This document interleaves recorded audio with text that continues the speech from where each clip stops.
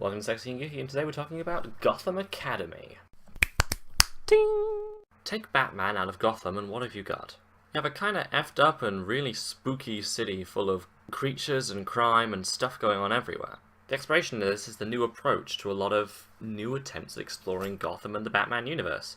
Take Batman out of it. Everybody knows Batman. Everybody except for Frank Miller gets Batman. We don't need any more Batman. This is the idea behind Gotham, the new television series that sets a prequel of before Batman became Batman and when Bruce Wayne was really young, going from the start time point when his parents were killed. There's some original characters, there's some development of things that could not have worked timeline-wise, and it's actually pretty good and interesting, and it tries to make sense as to how Gotham could get that effed up in the first place. Plus gives us some great insights to Jim Gordon before he became, the commissioner. Gotham Academy takes the other route. Batman is not in this. Bruce Wayne makes literally one appearance to make a small speech at the Academy, but this is not the Adventures of Batman. This is not World's Greatest Detective drives his bats. This is what's Gotham like for the normal people of Gotham. Specifically, what's it like being young in Gotham City, a place plagued by that much crime and a mass vigilante in a somewhat animalized gimp suit? The answer? It's kind of terrifying! It poses interesting questions like, what do regular civilians feel when the bat signal comes up? Is it rousing, inspirational, yeah, there's someone gonna do some crime fighting? Or is it a, fuck, our city's fucked up, there's some more crime happening. This is the third time this week, and it's like Tuesday. Especially if you're Olive Silverlock, who is genuinely afraid of the bat signal and bats, for reasons she's trying to figure out.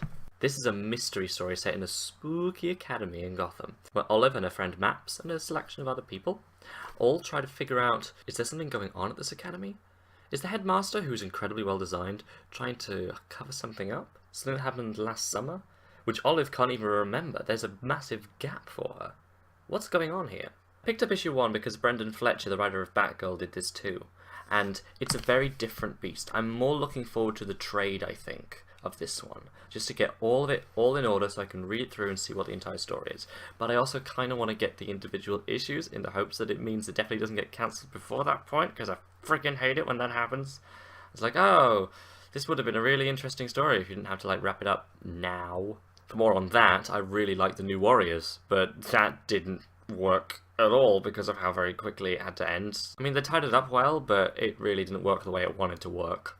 There's a lot of things to like here. They're building up an interesting cast of people who don't all exactly like each other. They're not really a superhero team, they're just a bunch of kids with some skills, intrigue, and noses that keep going where they don't belong.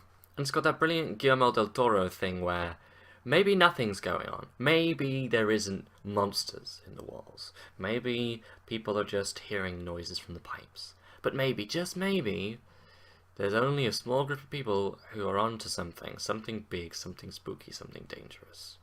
Karl Kerschl has done some amazing artwork for this. I love the shading, I love the kind of lack of lines in some places. It's all very toned, you can tell when it's night and day really well, and whether people are inside or outside. And the character design! Look at the character design! That's the Headmaster, Headmaster Hammer. He's spooky as hell. Honestly, if you're going to pick up anything from DC, I would say Batgirl at present, but this is a trade I want to get when it comes out in its fullest. This is definitely something I want to keep up with, and I like it. I really, really like it. And I like it. I like the atmosphere, I like the mystery, I like that I don't know what's going on, but I want to know.